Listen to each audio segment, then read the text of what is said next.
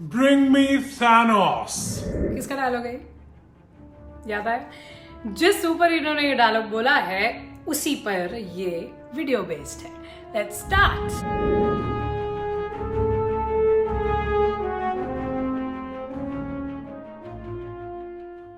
मैं हूँ उपासना, ये है मेरी सीरीज मंडे सिनेमैटिक यूनिवर्स जो कि बेस्ड है मार्वल सिनेमैटिक यूनिवर्स पर। अब थॉर की जर्नी के बारे में बात करते हैं। मार्वल यूनिवर्स में 10 रेल्म्स हैं, मतलब किंगडम्स, राज्य, जिसमें एक का नाम है एसगार्ड। एसगार्ड के god of thunder also known as Odinson है superhero Thor. Thor Odin Borson king of Asgard और फ्रिगा का बेटा है। उसका एक अडॉप्टेड भाई है जिसका नाम है लोकी, जो कि गॉड ऑफ मिस्चिफ। दोनों की बिल्कुल नहीं बनती क्योंकि थॉर खुद को सबसे पावरफुल वॉरियर मानता है और अपने रेल्म और मिडगार्ड मतलब अर्थ का प्रोटेक्टर भी मानता है खुद को। बेसिकली बहुत घमंडी है, एरोगेंट है, गुस्से वाला है और उसे लगता है कि वो बिल्कुल सही है। तो इन्हीं ट्रेड्स के चलते एक दिन उसकी अपनी फादर ओडिन से भिड़ंत हो जाती है और उसके फादर को ये चाहिए कि वो हम्बल हो, ह्यूमिलिटी सीखे और इस घमंड से बाहर आए। तो वो गुस्से में थॉर को अर्थ पर भेज देते हैं उसके वेपन म्योलनीर के बिना, ताकि उसे पावरलेस फील हो और उसे पता चले कि he is nothing without his power, he should be humble. Odin जो चाहता है वो भी हो जाता है अर्थ पर जाकर और प्यार भी हो जाता है थॉर को जेन फॉस्टर से। फिर ये सब कुछ सीख के एक हम्बल इंसान बनकर वो वापस अपने रेल्म पहुंचता है। वो तो चेंज हो गया है लेकिन उसका जो भाई है लोकी वो बिल्कुल चेंज नहीं हुआ है। दोनों में टसल चलती रहती है क्योंकि लोकी को राजा बनना है आफ्टर ओडिन। लेकिन इन दोनों की इस भिड़ंत के बीच में ओडिन बताता है कि हेला उनकी सिस्टर है जिसको उसने कैद कर रखा था बहुत सालों तक, लेकिन वो आ रही है, she is goddess of death और वो सबको मार देगी। तो एसगार्ड को बचाना होगा। ये दोनों भाई एक साथ हो जाते हैं, सबकी लड़ाई होती है, रैग्नारॉक में आपने देखा है। और इसी लड़ाई में एसगार्ड भी डिस्ट्रॉय हो जाता है और थॉर का वेपन म्योलनीर भी, उसकी मिस्टिकल हैमर भी, सब डिस्ट्रॉय हो जाता है। लेकिन थॉर लोकी के साथ एसगार्ड के लोगों को सेफ रखने के लिए एक वेसल में लेकर उड़ जाता है। उसके बाद क्या होता है कि एसगार्ड के रिफ्यूजीज वाला जो ये वेसल है उस पर थैनोस अटैक करता है क्योंकि उसको लोकी से टेसरैक्ट चाहिए जिसमें होता है इन्फिनिटी स्टोन। वो थैनोस जो है वो लोकी को मार देता है, इन्फिनिटी स्टोन ले जाता है और ये सब कुछ थॉर देखता है। थॉर हेमडाल को मारते हुए देखता है, थैनोस को, लोकी को मारते हुए देखता है एंड वो बदले की भावना से भर जाता है क्योंकि उसको बदला लेना है थैनोस से। तो ये सब लड़ाई जब हो रही होती है तो थॉर अनकॉन्शियस हो जाता है और स्पेस में घूमता रहता है।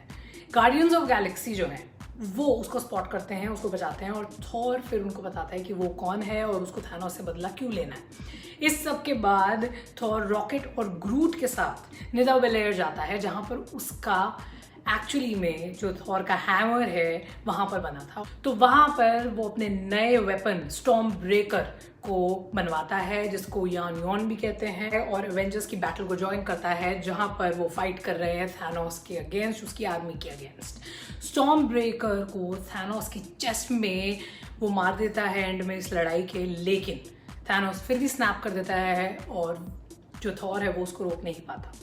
इसके बाद थॉर हारा हुआ, यूजलेस फील करता है और 5 साल तक वो डिप्रेशन में चला जाता है। वो खाता रहता है, बियर पीता रहता है, ओवरवेट हो जाता है और एसगार्ड के रिफ्यूजीज को वो नॉर्वे में सेटल कर देता है न्यू एसगार्ड के एक किंगडम टाइप बनाकर। फिर एवेंजर्स एंड गेम में हम फैट थॉर को देखते हैं जो एकदम होपलेस है, खुद को फेलियर समझता है और लेस पावरफुल होता है। फिर जब कैप्टन आयरन मैन और थॉर थैनोस को फेस करते हैं तो वो ऑलमोस्ट मरने वाला होता है थॉर।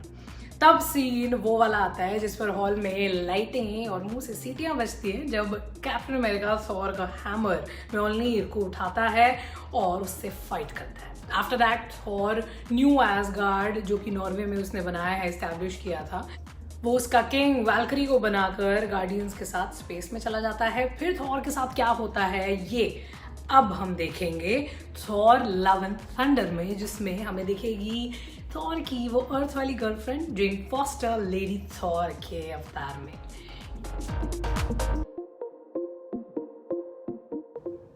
थॉर का कैरेक्टर जर्मनिक पीपल की नॉर्स माइथोलॉजी से ओरिजिनेट हुआ है जिसमें Thor Norse God of thunder, sky और एग्रीकल्चर का गॉड होता है। माइथोलॉजी में भी थॉर ओडिन यानी चीफ ऑफ गॉड्स का बेटा है और फर्टिलिटी की गॉडेस सिफ का हस्बैंड है। थॉर और सिफ के 2 बच्चे हैं, एक का नाम है मोदी, बेटा है, और बेटी का नाम है थ्रड। एक और बेटा है उसका मैग्नी। माइथोलॉजिकल स्टोरीज में भी थॉर एसगार्ड मिडगार्ड यानी अर्थ का प्रोटेक्टर है, और नॉर्स माइथोलॉजी में 9 रेल्म्स हैं, तभी 9 वर्ल्ड्स का जिक्र आता है।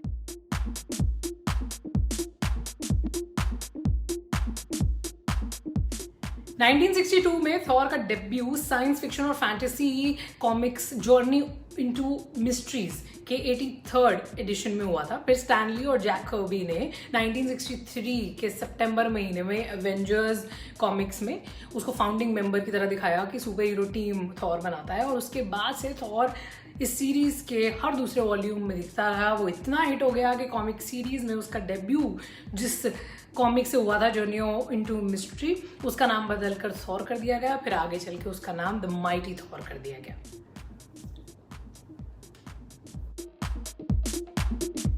मार्वल की फर्स्ट चॉइस आपको जानकर बहुत हैरानी होगी थॉर के रोल के लिए, it was Daniel Craig.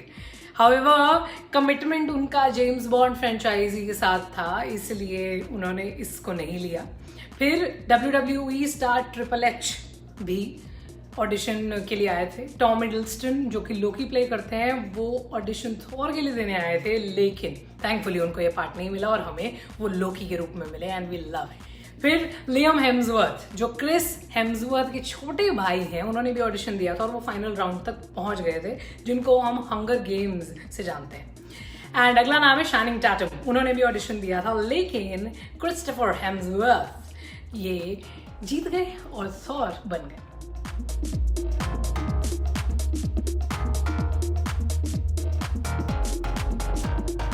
This is very interesting, और बिल्कुल आपको ऐसा लगेगा कि ये तो हमारे साथ भी हो सकता है। क्रिस हेम्सवर्थ, जिनका पूरा नाम क्रिस्टोफर हेम्सवर्थ है, उनके एक छोटे भाई हैं लियम हेम्सवर्थ। तो इन दोनों ने ऑडिशन दिया थॉर के लिए।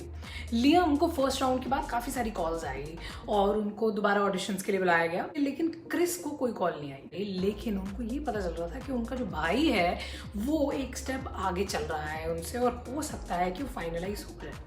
सो W मैगजीन को इंटरव्यू में उन्होंने ये सब बताया। उन्होंने कहा कि मैं बड़ा भाई हूँ, तो मुझे फ्रस्ट्रेशन हो रही थी और मुझे एक तरीके की जेलसी हो रही थी कि मतलब मेरा छोटा भाई जो है उसको बार बार बुलाया जा रहा है और मुझे नहीं बुला रहे, so what is wrong. So he wanted to give the audition again. तो अपने मैनेजर को उन्होंने वापस से प्रोड्यूसर्स को बोला, रिक्वेस्ट की कि प्लीज़ सेकेंड ऑडिशन एक बारी, he wants to try again. So Chris Hemsworth went for a second audition, और उसके बाद तो उनको ज़्यादा वेट नहीं करनी पड़ी, क्योंकि उन्होंने विदाउट एनी रीटेक इस रोल को ऑडिशन किया एंड ही वाज सिलेक्टेड। सो जो सिबलिंग राइवलरी है ना, इनकी में भी काम आ गई। Let's talk about fun facts. Stan Lee, the creator of Thor, Jack Kirby के साथ उन्होंने मिलकर मिलाया था, तो वो ओडिन प्ले करना चाहते थे, मतलब थॉर के पापा का रोल वो करना चाहते थे, लेकिन he was very happy with Anthony Hopkins performance. तो उन्होंने कहा कोई बात नहीं, I won't do, he is the best.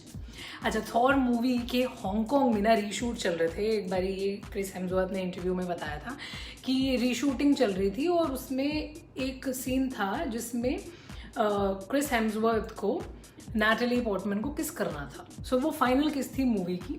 तो क्या हुआ कि डायरेक्टर ने बोला कि ओके वी हैव गॉट ये लड़कियां आपके लिए, तो ऐसा है कि आप एक काम करिए कि इन लेडीज़ में से आपको जो लगता है कि मतलब यू वांट टू किस, तो आप ये फाइनल शॉट के लिए किसी को सिलेक्ट कर लीजिए। सो क्रिस की जो वाइफ है वो भी एक्ट्रेस हैं, तो उन्होंने क्या किया कि ही सेड कि माय वाइफ इज़ हियर, और वो थोड़ी मतलब जेन फॉस्टर जो फिल्म में प्ले करती है नैटली पोर्टमैन, उनकी तरह दिखती भी हैं, मतलब फेस कट और साइड उनका मिलता है, so why not to just kiss my wife. तो उन्होंने वो जो लड़कियां डायरेक्टर साहब लाए थे उनमें से किसी को भी चूज़ नहीं किया, या he said that they were wonderful, he chose his wife over those women.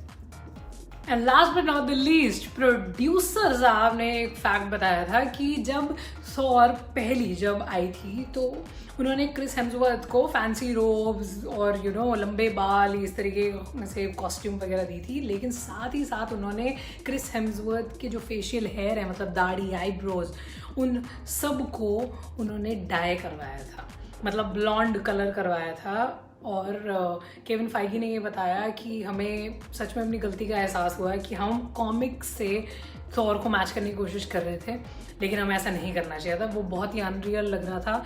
But phase 1 के बाद हमने ऐसा बिल्कुल नहीं किया, और थॉर को जैसे कि हम देखते हैं फेज़ 1 के बाद बिल्कुल normal. So this was all about Thor. अगर आपको कुछ और जानना है तो ज़रूर आप मुझे कमेंट्स में लिख कर बताएं। और हाँ, बहुत सारे सवाल हैं हैमर को लेकर और जो स्टॉर्म ब्रेकर है उसको लेकर। अगर आपके दिमाग में कोई भी सवाल थॉर से रिलेटेड है तो प्लीज़ आप मुझे कमेंट्स में लिख कर बताएं। इस वीडियो को लाइक करें, मेरे चैनल को सब्सक्राइब करें and let me know how are you liking the Monday cinematic universe.